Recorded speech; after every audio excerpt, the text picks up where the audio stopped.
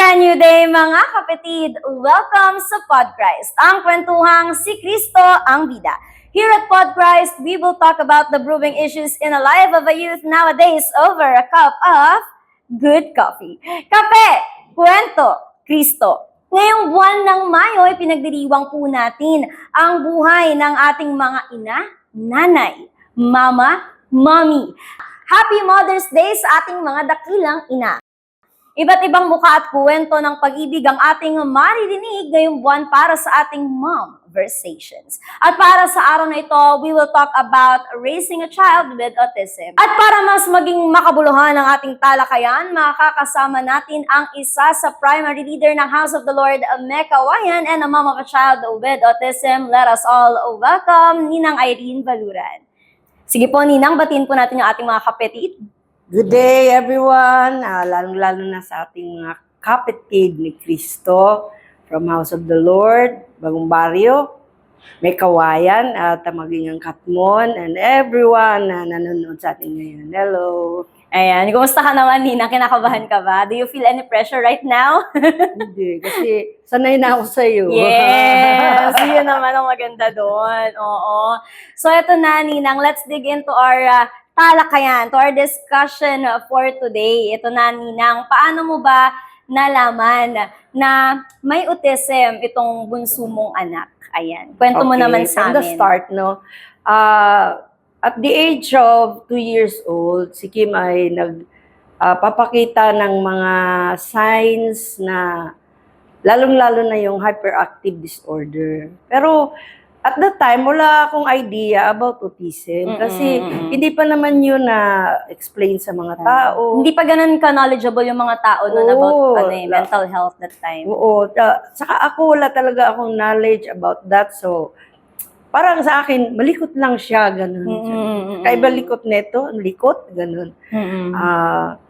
Tapos, one time, yung pamangkin ko na nakatira sa amin, sabi niya sa akin, Tita, alam mo, may pinakita sa show sa TV about children with autism. Sabi ko, ano yun? Sabi niya, mga bata yung tita na may, ganun. Kasi teacher yung pamangkin ko, kaya alam niya, mga bata na merong disorder, no? At may mga signs na pinakita doon na chinek niya, parang inassist niya si Kim. Ang dami nung check ni Kim. Ano yung mga signs na yon, Ninang? Una doon, yun nga, yung nakita namin, hyperactive disorder. Sobrang likot talagang. Sobrang taas ng energy niya, gano'n. Tapos, nagla-line up siya ng mga toys. As in, from our room hanggang doon sa door. Nag-organize. Oo. Nila-line up niya yung mga laruan nila, kahit anong klaseng laruan. Hindi naman niya sinusort out. Basta, dinudugtong-dugtong niya hanggang makarating doon sa door namin. Sabi ko, very ng laro nito. Pero dahil wala akong kaalaman, hindi ako aware, parang normal lang, ganun. Actually, dalawa sila ni Joko kasi naglalaro kasi magkasunod lang talaga siya nung kuya magkalapit niya. Ang age nila.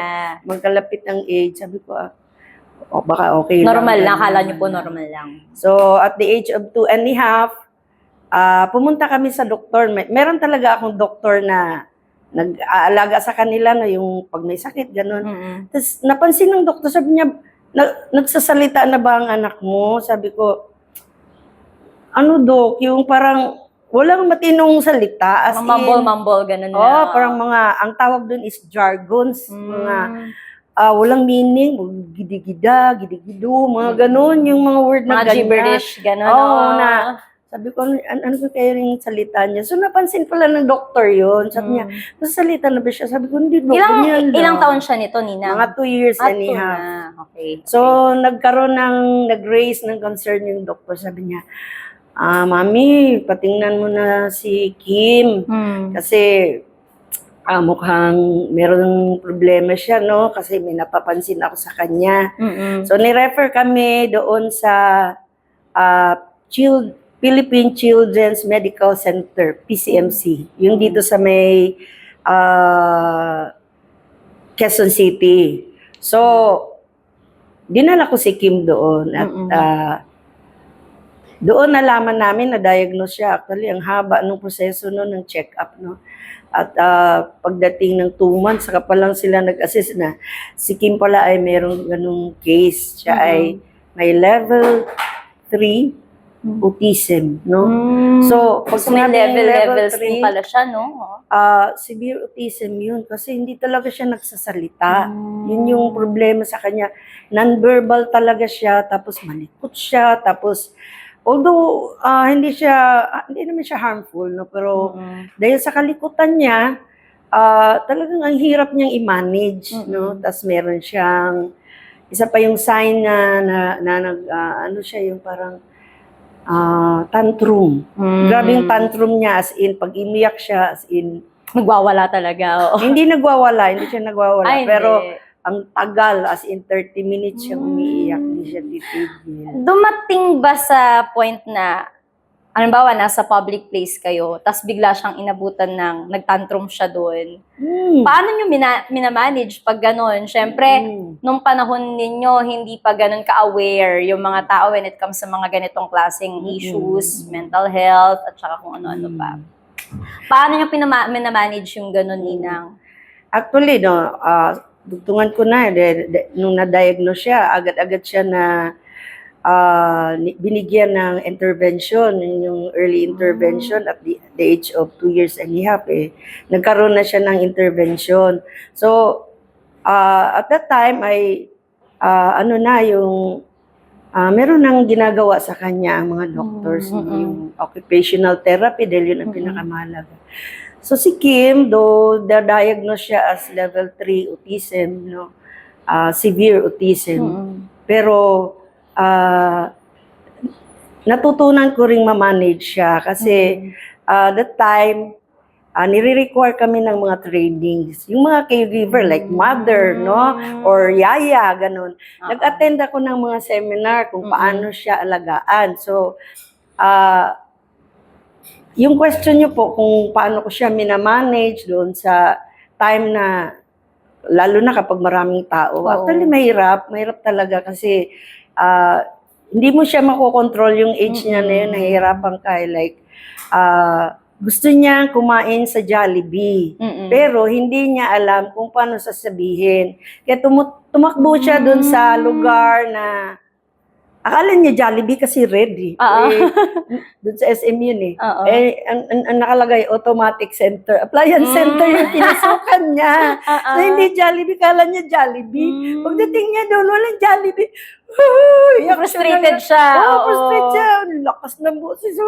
Pati yung mga tao nakatingin sa kanya. So, actually, no, pag ikaw ay nanay ng mga batang katulad niya, parang nahihiya ka kasi karamihan sa mga tao Kasi tititigan ka Oo, tititigan ka nila sa public. Oo, titingnan ka nila. Tapos yung parang, pinagtitinginan na tayo ng taon. Paano ba to? Paano patahanin Hindi rin talaga namin siya mapatahan once na umiyak siya. Nagsimula na siyang umiyak. Tuloy-tuloy na iyak niya. Unless kung makita, lalakarin pa kasi yung medyo distance pa yung Jollibee. Habang naglalakad kami, umiiyak. Yung mga tao, nasa amin yung tingin. So, para sa akin, nanay, parang nandun yung hiya. Baka sabihin nila, hindi mo dinisiplina yung anak mo. Yun yung struggle ng magulang na may mga anak na autism. Kasi kung sa church naman, alam naman natin tsaka kilala naman natin si Kim. Oo, okay lang sa church Pero pag, alam mo yun, public place talaga, tas nasa lugar ka na hindi kilala ng mga tao at hindi nila alam kung ano yung sitwasyon. Yun yung, alam mo yun, minsan mahirap. Pero ito lang, dumaan ka ba dun sa denial stage? Dumaan ka ba dun sa stage na parang, hindi yan, normal yung anak ko? Paano nyo natanggap yung katotohanan? Yung denial stage, actually, nung sinabi nung pamangkin ko, ito, ang daming check ni Kim. Sabi ko, hindi naman. Ganun ako, sabi ko. Pero hindi ko pa nakita, yung program. Hindi naman, pero naging curious ako. Tiningnan ko nag-replay yung program na yun, na alala ko si Ces Quezada, yung yung host nun. Doon nag-replay ako, nakita ko, sabi ko, nagkaroon ako ng realization na, maraming signs si Kim na may autism siya. So, pero nandun pa rin yung denial stage na baka hindi naman, baka ano lang, ganun. Pero nung doktor na yung nagsabi mismo sa akin, doon ako natauhan, no? So, nawala yung denial ko dahil naniniwala ako sa doktor na hindi naman siguro sila magsasabi ng ganun kung walang basihan, no? So, yun, at that time, parang tinanggap namin na merong problema talaga si Kim. No? Para sa akin, mahirap tanggapin kasi lalo na Saka bunso di ba? bunso mong anak. Oo. Mahirap tanggapin yun kasi lalo na that time is napaka-konti pa lang ng mga batang may autism. Unlike today na parang ang dami na parang naging ano na lang, yung na, ay, may autism din siya, ganun. O, parang naging...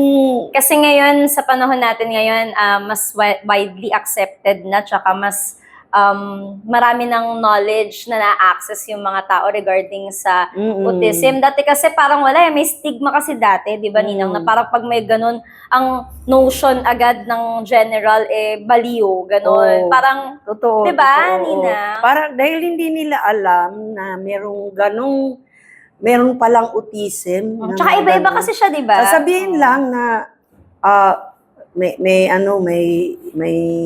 problema sa pag-iisip, gano'n. No? Sabihin natin meron pa nga isang classmate ni Joko na bata din naman nagsasabi, sabi niya, baliw daw si Kim. Baliw yung kapatid mo, gano'n nagsasalita. Oo, meron pa nga iba yung term pa nila, kasi abnormal. Yung mga ganyan, kasi hindi sila aware ngayon kasi mas wide na at accessible na yung knowledge, kaya mas na ngayon, mas tanggap na. Mas parang tanggap na agad ng society. No? Dati kasi parang ang mga tao hindi nila naintindihan at hindi rin nila masyadong tanggap. There was a time na ito si Kim, may bata na kumakain ng ice cream doon sa mall. Ang bata nakatayo, kumain ng ice cream, nakaganon. Habang nakaganon yung bata, lumapit si Kim, kinain yung ice cream. Galit na galit ang nanay. No? So, kung ako, hindi ko naintindihan yung sitwasyon, maaring kipag-away ako sa nanay. Pero at that time, talagang nagpakumbaba ako at humingi ng sorry. Sabi ko, ma'am, pasensya na po kayo, special child po kasi ang anak ko. Hindi nyo naintindihan ano yung special child, nakatingin lang siya. Pero kita ko na galit talaga siya doon sa sitwasyon na kinain ni Kim, yung ice cream ng bata. So, para wala na lang gulo, umalis ako. Nag-sorry talaga din ako. Yeah. Alam nyo, Ninang, mahirap talaga yung mga ganong klaseng sitwasyon, no? Lalo na sa generation din nyo. Pero, ito, sa present time na meron tayo ngayon, na widely accepted na at mas knowledgeable na yung mga tao sa mga ganitong klaseng condition, how's life being a mom of a child with autism? Ngayon, si Kim, iba na hindi na siya bata. Si Kim kasi is adult na ngayon. 31 years old na siya. No? So, eventually, nagmamature din naman ang isip nila. Kung dati ay sobrang likot siya, ngayon ay behave na siya, nakaka-church na siya, nakapunta kami sa mga parties, nakapunta kami sa mga mall na nakapag-travel siya sa kanyang aeroplano na wala nakaka-detect na ganun pala siya. No? So, actually, sabi ko sa sarili ko na I am blessed being a mother no na meron akong anak na ganun na may autism siya pero hindi siya ganun kahirap i-manage. Unlike doon kasi di ba ngayon makikita mo na sa Facebook na may mga bata doon na kung paano magwala, napaka-violent. May mga iba pa nananakit, di ba? Nananakit, violent. So, si Kim, walang ganun si Kim. And I feel so blessed na alam ko na si Lord yung nagbibigay sa kanya talaga ng kaisipan, ng magandang kaisipan. Kasi lagi ko siyang pinagpe-pray every night dalawa kami magkasama mag-pray. So alam ko na pagkilos ni Lord yung nangyayari sa kanya na ngayon behave na siya, nakakaintindi, pag inuutusan, sumusunod, no? So sa ngayon hindi ko masabi na nahirapan ako, parang Mas mahirap pa nga, mas mahirap pa nga yung mga normal na bata i-manage kasi lumalaban. Oo. May Lumalaban. feedback, no? At nag-reason out, ganun. So, para sa akin, parang sabi ko, ang bait na itong anak ko na to. Hindi ko napipil na isa siyang burden sa amin, kundi parang blessing siya sa amin ni Lord dahil talagang mabait siya, hindi siya violente. Tsaka siguro may season din no? May season na ganito sila, ganito yung likot nila. May season, di ba, Ninang? Nung maliit pa siya, hindi. Actually, at the age of around mga 12, dyan lang naman ko uminto yung paglikot niya. Pero di ba may season siya na parang ayaw niya lumabas ng bahay? Oh, iba-iba Diba? yung may mga character siya na gano'n Oo. na may time siya na ayaw niya lumabas ang bahay, na ayaw niya na sumakay ng kotse. Mm-mm. Yung gusto Yeah. lang niya nasa bahay siya, pero nagbabago yun. Nagbabago yung mga character nila na yun eventually. Hindi naman nag-stay long yun. Oo. Pag na-break mo naman yun, limbawa, dati meron siyang ugali, ayaw niya ng ulan. Pag nakita niyang umuulan na, nababother na siya. Lumalabas siya sa bahay at tinitingnan niya kung saan yung lugar na may tuyo. Problema namin siya noon. Ang ginawa ko at pinag-aralan ko is sasanayin siya na basa yung lupa. Kaya every time na tuyo ang lupa, lalabas kami, bibigyan ko siya ng balde, papabasa ko sa kanya yung lupa ng harap ng bahay na yun. Para masanay siya, makita niya, nabasa ang lupa. Kasi yun yung nabother siya naghanap siya ng lupa na tuyo. Kasi change unusual para sa kanya. Kasi ano yun parang nag-drought yun, matagal ang ulang-ulan. Tapos nung umulan, biglang umulan, dun siya nabother. Nagkaroon ng change sa environment niya. So in that way na parang, ang tawag doon, parang desensitize mo siya. Yeah. Parang sinasanay mo yung mata, yung mata niya na makita niyo yung ganun sitwasyon, doon ko lang na-break yung ano niya, yung ugali, yung character niya na ganun. Grabe na, it takes a whole lot of wisdom para, di ba? Para makapagpalaki ng anak na may autism. Pero, sa lahat ng mga experiences niyo in the past, Ninang, ano yung pinaka mabigat na struggle na pinagdaanan niyo ni Kim? Way back, 17 years old siya nangyari. So, hindi ko alam na meron siyang dinaramdam. Yung time na yon ay obsessed siya sa tubig na malamig. As in, umiinom siya ng 2 liters of water every day. Grabe. Yun pala, ang electrolytes niya ay na-wash out. Naiihi niya hanggang bumaba lahat ang electrolyte niya at nag-seizure siya. No? Yung time na yun, wala kami. Nandun kami sa tugtog ni June.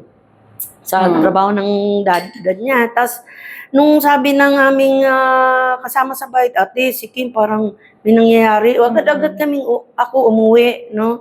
Umuwi kami ni Kay at nakita ko doon na parang hilong-hilo siya. Yun pala, nag-seizure siya nung wala kami.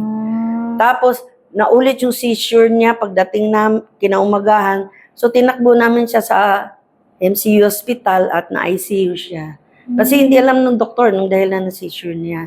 So, nang nandun na siya sa ICU, doon na nakita na ang mga electrolytes niya sobrang baba. No? So, tulog siya ng 2 days. So, Grabe. So, sobrang alalang-alala kami, no? Kasi hindi naman siya nagsasalita. Kasi until now naman, non-verbal siya. Hindi niya nasasabi kung anong naramdaman niya. Kaya ako, tinitingnan ko kung ano yung action niya. No? Pag nalaman ko na masakit ang tiyan niya kasi ginagano niya yung tiyan niya.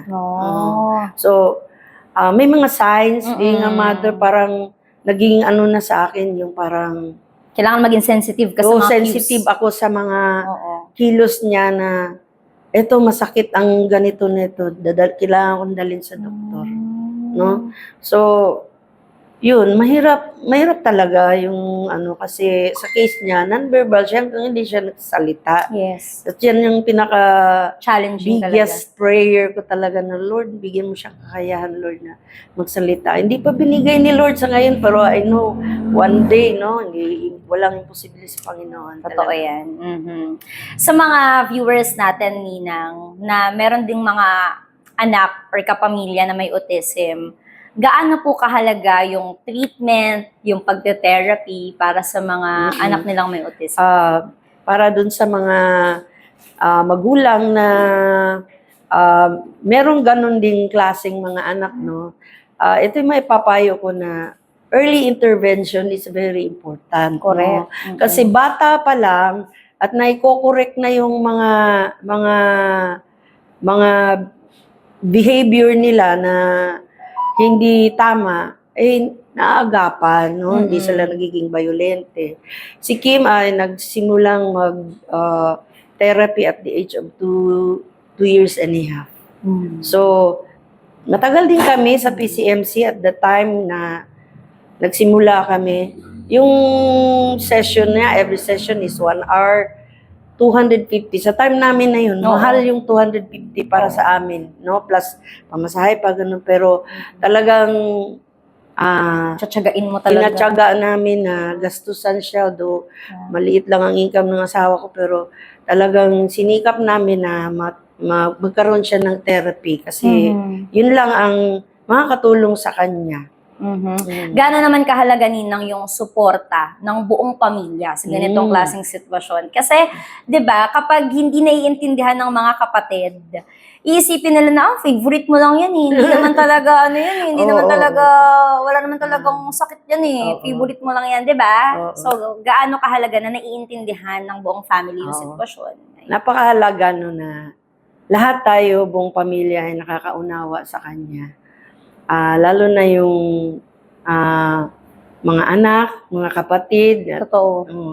magulang, number one, magulang. So, actually may nakakatawang kwento, no? Kasi ito si Kay at si Joko, mga bata pa rin naman sila noon. So, napapansin na nila na mas marami akong panahon kay Kim, special yung attention ko kay Kim, dahil special nga siya, di ba? Special child. Sabi nila kay Kim, nung wala daw ako, sabi niya, nagkukunwari ka lang eh. Parang, kunwari ka lang eh. Parang inaaway nila si Kim. Nakatingin lang daw sa kanya, binubuli nila.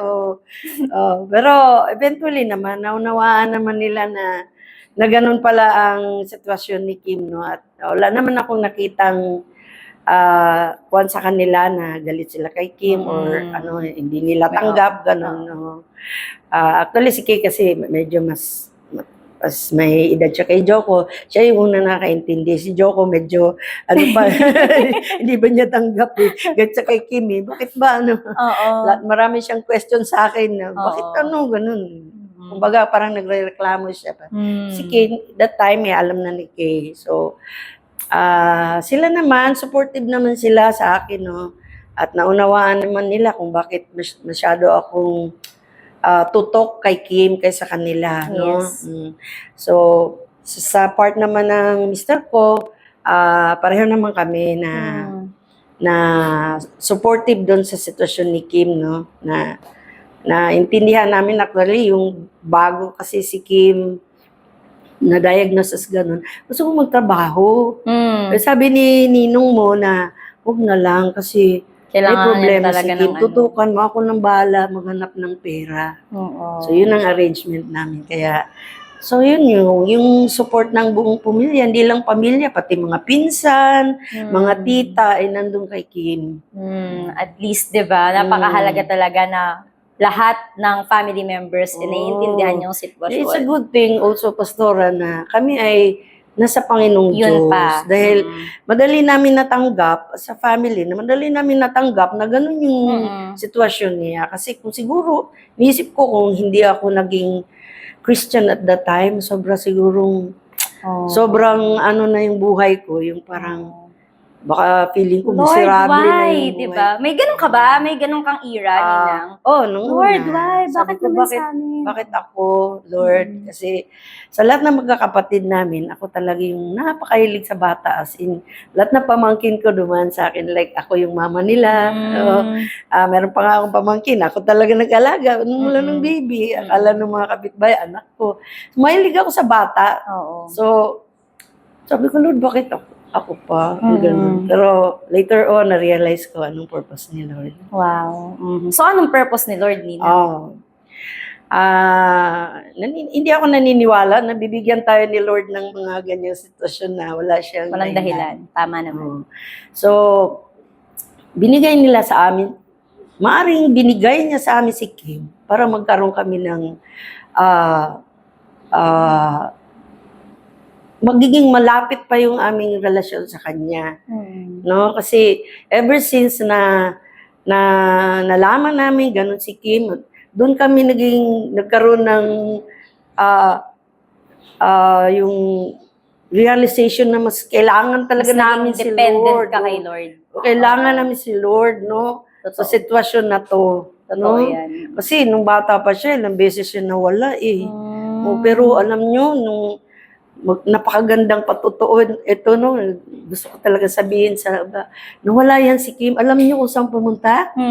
House of the Lord, Bagong Barrio. Wow, lost Yun and yung found. tumbog niya. Parang si Jesus lang, di ba? Oo, Nakita tapos nakapaalang siya. Oo. Gabi na. Sino pa ang nakakita? Tita pa niya ang nakasalubong niya sa sabi Church ko, daw siya, hindi siya Ninang. pinababayaan ni Lord, hindi siya natibo, walang sugat yung paa, nakapaa ang layo nung bahay namin papuntang House of Sa the tarungan Lord. pa kayo nun. Oo. Di ba? Layo. Tita LB pa niya nakakita, samantala ko uyak sa barangay. So, that time, maraming kuwan si Lord sa amin, no? Yung parang, Maraming tinuturo. maraming talaga. tinuturo si Lord sa amin na nauunawaan ko, nagigets ko na. So, para sa akin, yung pagkakaroon ng anak na may autism is may purpose si Lord. No? Hindi lang yun para parusahan tayo or sabing curse or ano man. Yeah. No? Hindi, may ano ang dahilan ng Panginoon. Ikaw, Ninang, do you still have fears about the future of Kim? Yes. Actually, no, hindi naman lingid sa inyo na nagkaroon ako ng karamdaman ng year 2022 at matindi yun, di ba? Kasi Yes. cancer, pwede ako mag-isip na paano na lang ako pag nawala ako, paano si Kim. So, hindi nakakaalam, si Ninang po ay cancer survivor din. O, di ba? Tapos, yun yung nasa isip ko, paano si Kim, Lord, kung wala ako, ganun. Pero alam nyo, parang, yun yung ano ko kay Lord eh, na Lord, binigyan mo naman ako ng ganitong anak. So, bigyan mo rin ako ng habang buhay. Correct. Oo, para maalagaan ko pa siya. Yun yung sinasabi ko kay Lord. So, parang, I'm giving Lord the reason na pahabain niya yung buhay ko, pagalingin niya ako para kay Kim. At the same time, of course, una talaga para mag-serve tayo sa kanya, di ba?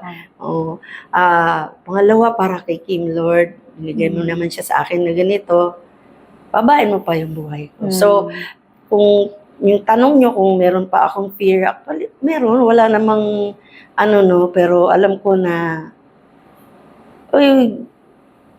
pag dumating yung time na kunin na tayo ni Lord, I'm sure naman merong gagawin si Lord para sa kanya. Totoo yan. Totoo yan, di ba? God cares for us. God cares for Kim, of course. Di ba? Totoo yan. Kaya, hindi ganun kasi di yung worry ko, yung fear ko, dahil alam ko na nandiyan si Lord.